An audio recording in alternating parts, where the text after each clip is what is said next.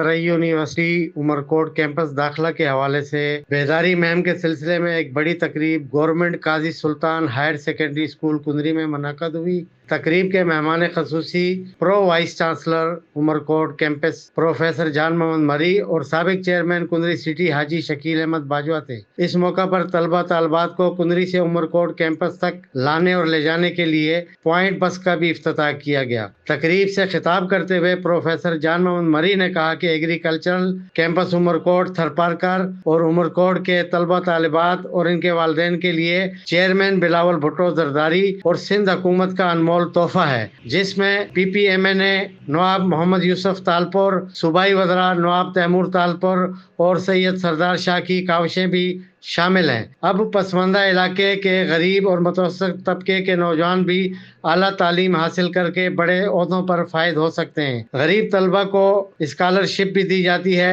تاکہ وہ تعلیم کا سلسلہ بدستور جاری رکھ سکیں۔ انہوں نے کہا کہ 16 دسمبر داخلہ کی آخری تاریخ ہے۔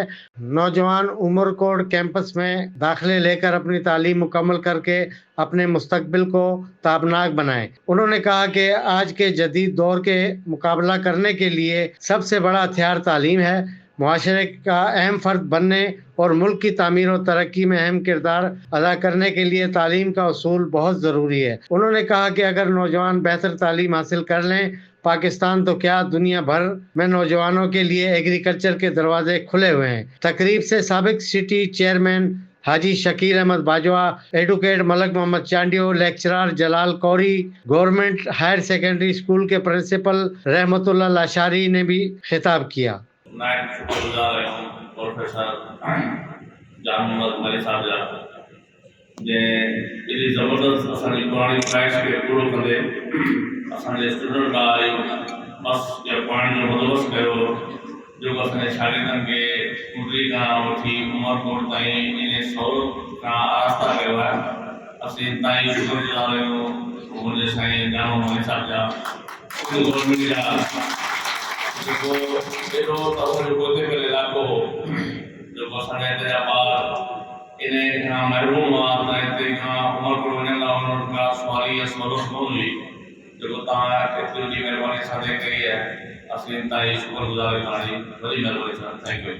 असां महसूस कयो त उमरकोट जेको शहर आहे उहो सभिनी खे वेझो थो पए, मिठी खे बि वेझो आहे, बदीन वारनि इलाइक़े जे माण्हुनि खे बि वेझो पवंदो, मीरपुर ख़ासि डिस्ट्रिक्ट जे बि जीअं मुख़्तलिफ़ इलाइक़ा आहिनि उन्हनि खे बि वेझो पवंदो, त सांगड़ खे बि वेझो पवंदो केतिरे साइड खां।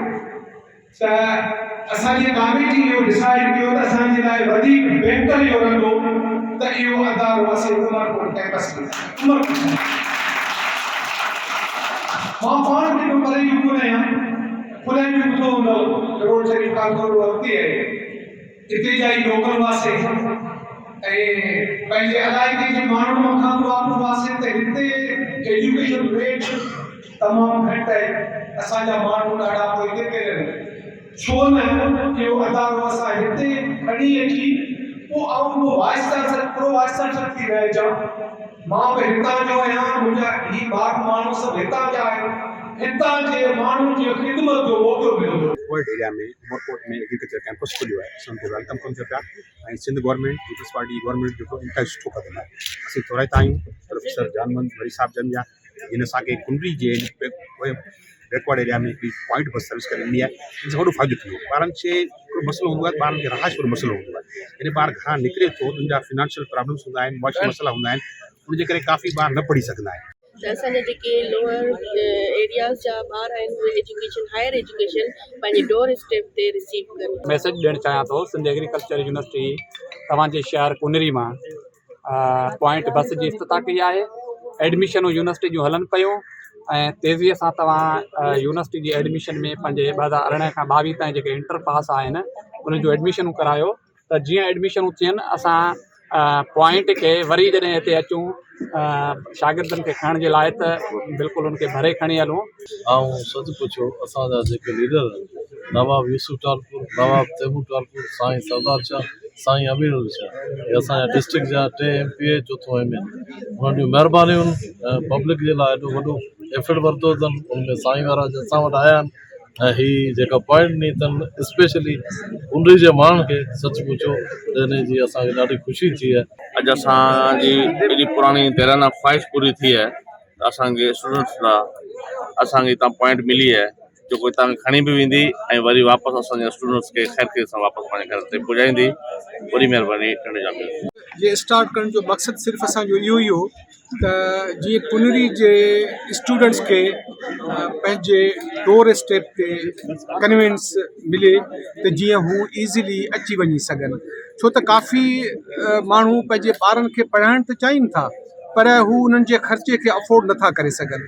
इन्हनि सभिनी शयुनि खे मद्देनज़र रखी करे ॿियनि तव्हांजे हिते जे पॉलिटिशियन्स जीअं पंहिंजो शकील बाजवा साहब थियो, मलक साहब थियो, या जेके बि दोस्त आहिनि तव्हांजे पार्टी जा, उन्हनि सभिनी जी बि इहा ख्वाहिश हुई, उन्हनि असां ताईं अप्रोच कयो।